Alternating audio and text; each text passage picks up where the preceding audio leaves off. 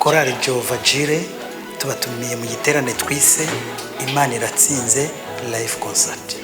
Icyo giterane kizaba ku itariki 19 na 20 z'ukwezi kwa munani 2023.